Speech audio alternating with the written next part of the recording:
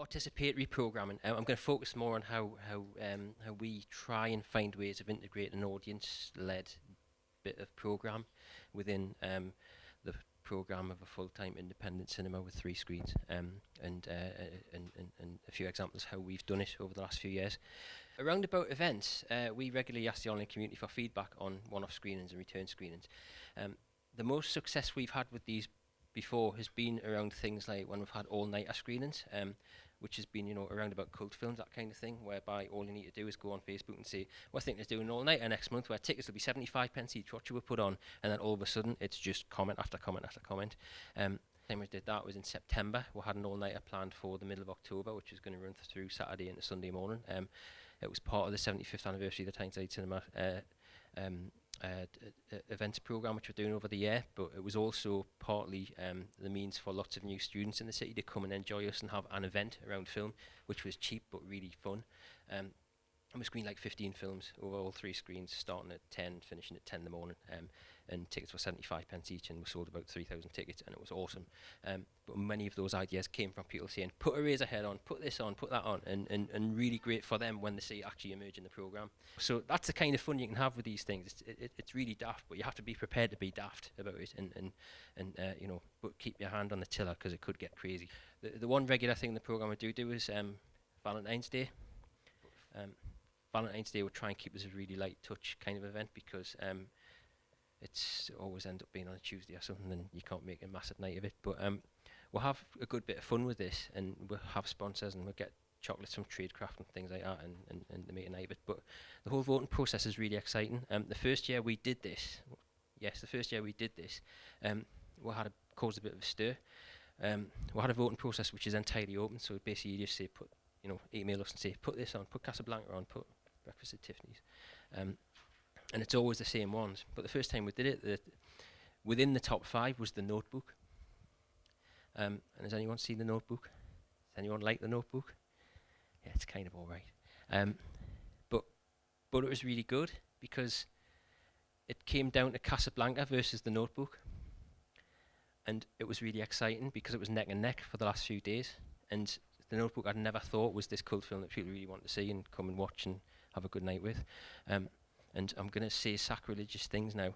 The Notebook won, and I thought it was fantastic because, we can put Casablanca on whenever because it's great. But the fact that the public had voted with their feet and they wanted to see The Notebook and they voted for it and it was on and we put it on and then they all came to see it and it sold out was brilliant. We've made things official on the Tyneside's website. And we've got this part of the website which is where, which basically you can vote to bring a film back. So if it's played since this time last year, which is when we started developing our website and actually started putting data in, you can go back in and on that film's page, if it's played and gone, you can click a button that says vote to bring this back. And at the minute, as you can see there, this is from earlier this week, A Town Called Panic just hit the threshold of 75 votes. So it will be back. And we'll find a way of putting that on within the next 2 months in the programme because that's been voted for by 75 people who instantly will have all their email addresses, so we'll be able to say, come see this film because you voted for it. The birthday nominations process, we after refurb and redevelopment, we reopened in 2008, and for the first and second anniversaries, we handed over control of the programme for a day to the public. And we did this on based on reasons to screen films, so what the point of it, not just because it's a great film, but trying to go into depth about why it's a great film, or more importantly about their own personal reasons for wanting to see it on one of our screens. So we did that for 2 years, and it was fantastic. I talked a little bit about, quite a lot in the last session about young people, but in terms of participatory work within the programme, we've got a young programmers group as part of our Young Tyneside initiative, and they work on specific projects and seasons. Outside of film programming, we've got a Young Tyneside Cinema board as well, who focus on promotions and other aspects of our work and operations to help us advise ourselves on working with under 19-year-olds and the best ways of doing that. This is why I think we should do this. Not all the reasons, but why. It gets us really close to an audience, which is really important. It means we are very clearly listening to them. It sparks a lot of debate. Why have you got Evil Dead 2 on? It's ridiculous. That was the first Halloween one. It was great. They went mental. It was great. But we played it and it was fab. Um, and it does foster great in cinema experiences.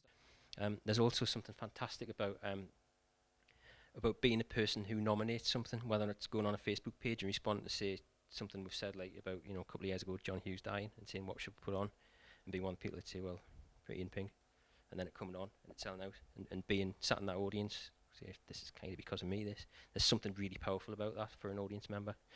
And it does create a sense of community because all that stuff above it, all that debate, all that conversation that does happen online, offline, or just being in a cinema with other people who want to see Pretty in Pink is really important.